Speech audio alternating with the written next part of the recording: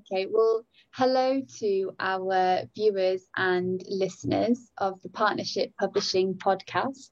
Today I am joined by the lovely Nadine Dulac, all the way from Mauritius, and our debut author of The Bogey Fiend. So, for our viewers who are watching, this is the beautiful book that is The Bogey Fiend. How are you, Nadine? I'm very well, thank you. Thank you for having me. It's very exciting. It is a pleasure. It's a pleasure. So today it'll be really lovely just speaking with yourself a little bit about your author journey and where it all began, because we love inspiring writers that might have ideas now, or if they're currently writing a book, or if they've just been published themselves. And this is what it's all about. So, The Bogey Fiend, I would love to just kind of pick your brain, really. Pun intended. um, I would love to just chat with you a little bit about the creation of the book. So, where your inspiration came, where it all started. It was funny because I'm a teacher. So when the pandemic hit in 2020 and we were working from home and remote learning, it was really funny to see the children that haven't worked via computer before, just not realize that we can see everything that they were doing. So, there were kids that would turn up without clothes on, or eating breakfast, or, scratching themselves and picking their noses. And they just completely forgot that you could see all of these things. And it just made me think about my teaching career in general, and all the things that children do, and the things that we as adults say to them as well. If you keep your face like that and the wind changes, it will stay, and think, silly things. So,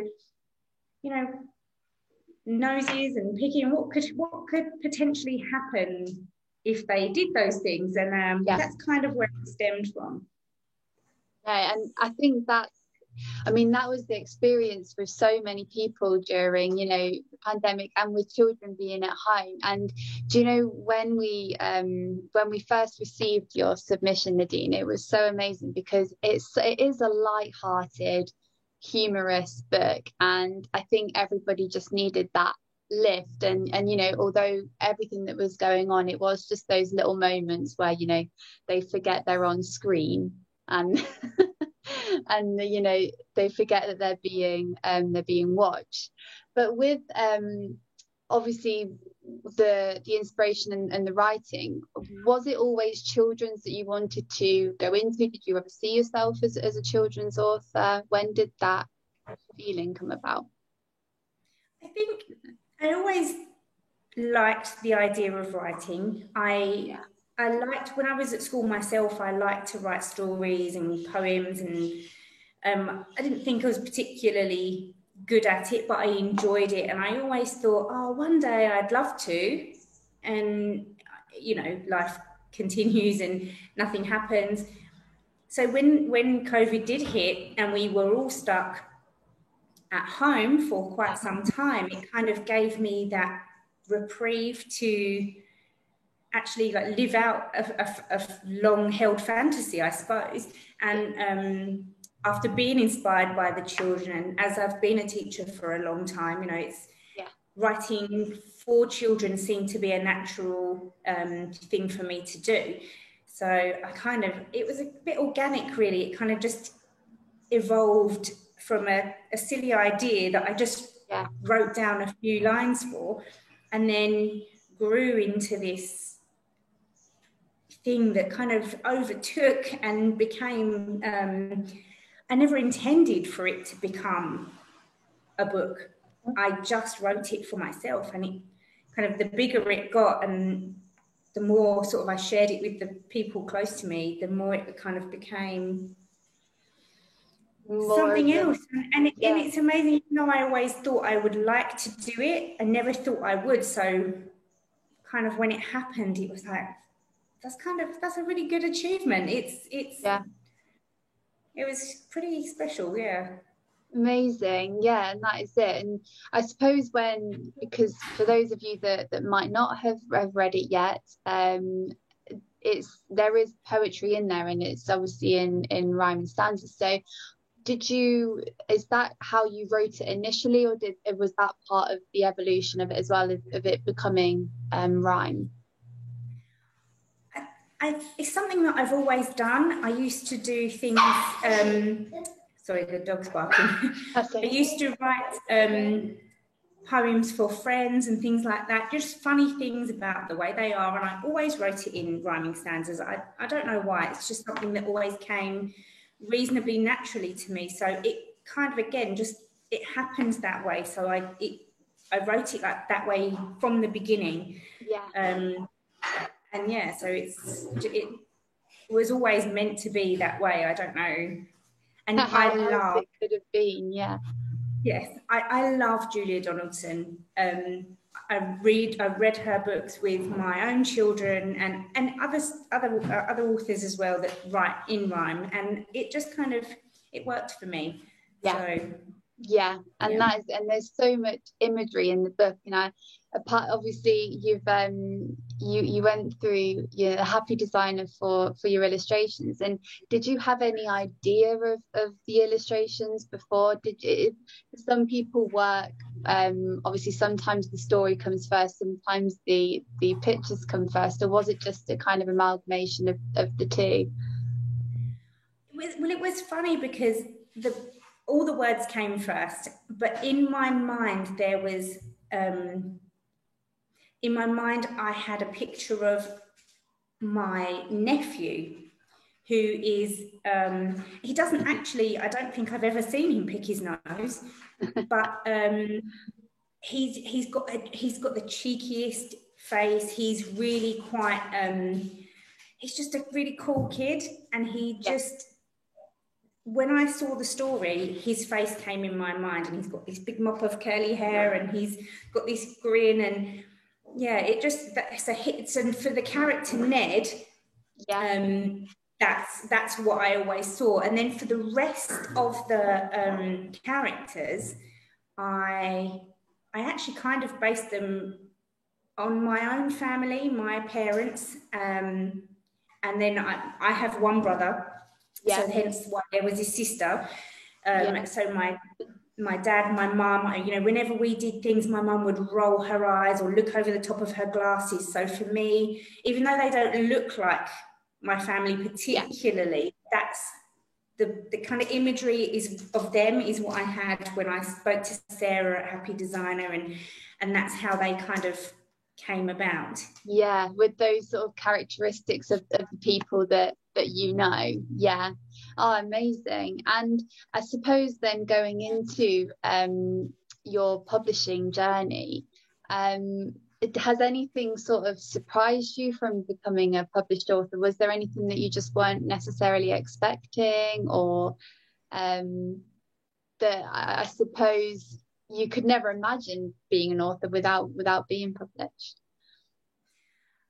To be honest, I never thought anybody would like it enough to want to publish it. You never think what you do is particularly great. I originally did it for me.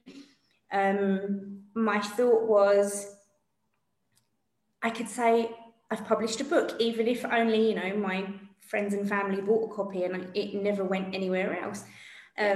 So for it to have snowballed the way it did, and for yourselves to like it enough to say, we would like to get it out into the world, that took me by surprise the most, I think, because I didn't expect anyone to say, oh yeah, that's good enough, we like it. So yeah, we love it. We love it here, and it was such a pleasure to work on with yourself and collaborate with you on. And like I said, it's fun, it is light-hearted, it's humorous. And I mean, it would be nice to talk a little bit about the book launch that that you had, was it in September or end of August, wasn't it? Yeah, around that time. So much happened since then that the dates have gone completely. But yes, it wasn't too long ago.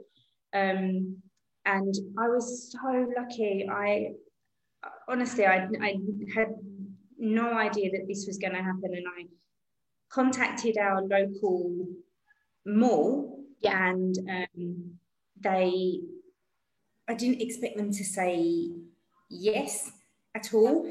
Not only did they say yes, but they said, yes, you can have the space for free. So I didn't have to pay, because, you know, to go anywhere else, it was expensive here. Right, They said, yes, it would be great.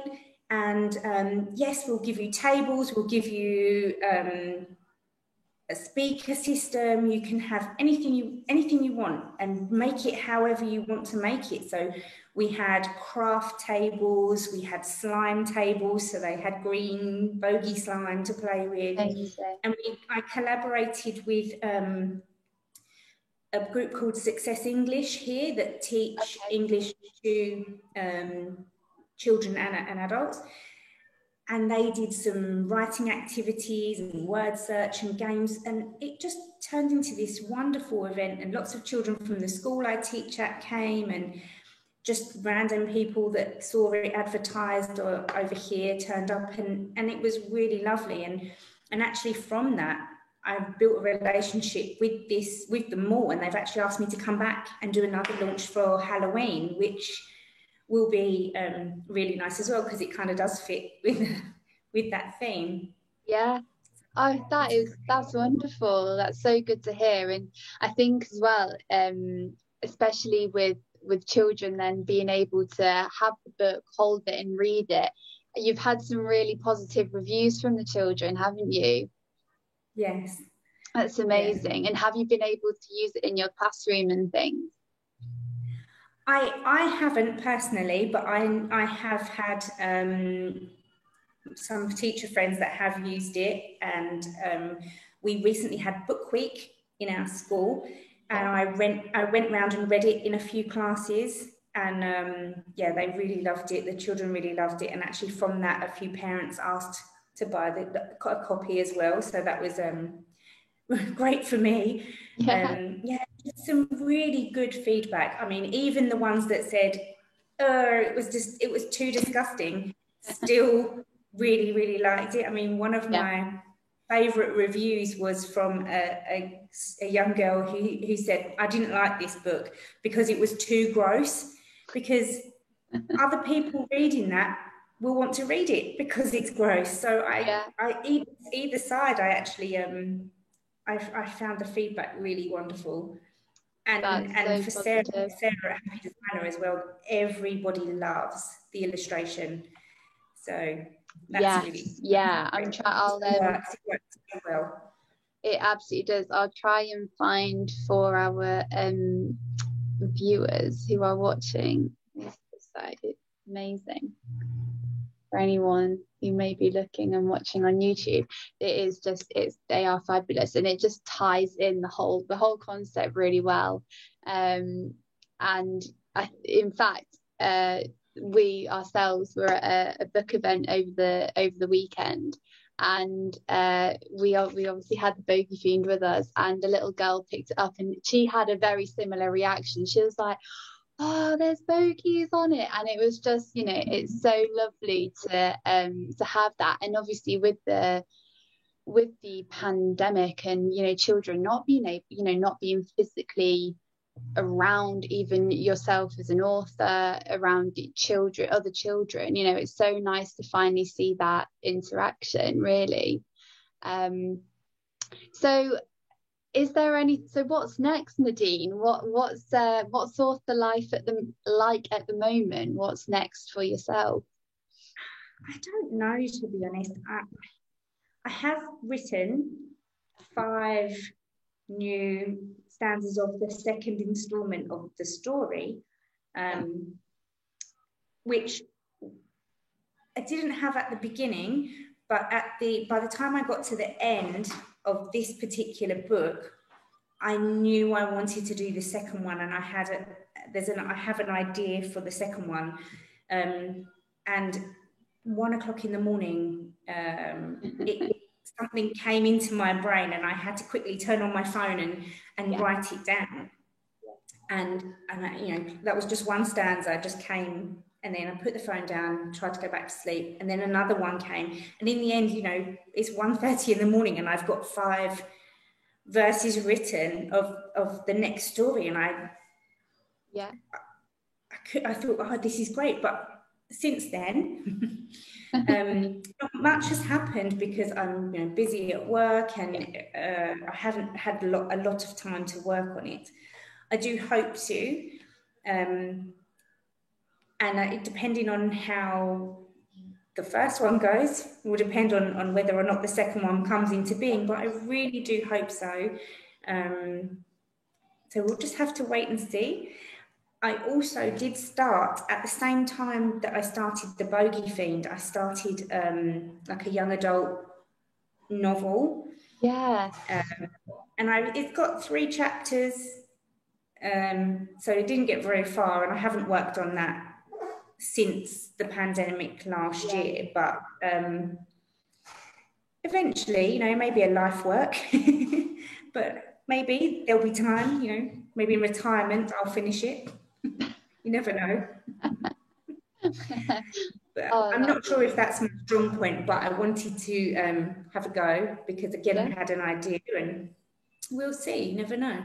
That's it. And I think, so many people and our viewers, listeners would resonate with that, and it's everybody's writing is different, and some people will, like yourself, it may have been through lockdown or always loving, writing or journaling.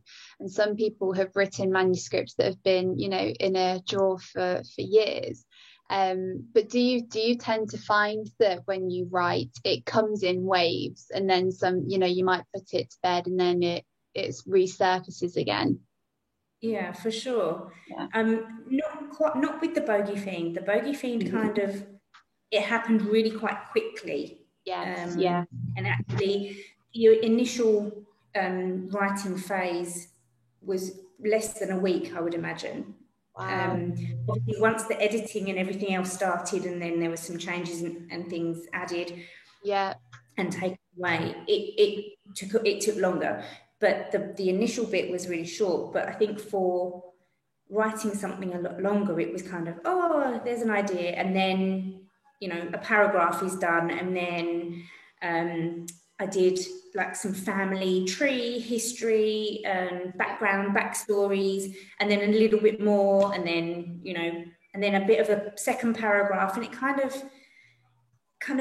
like, as you say, waves and troughs of inspiration, and then you don't have time, or something else happens, or you're thinking, oh, then I have The Bogey Fiend to think about. So yeah, it's I hope it's something that I'll pick up again, but who knows.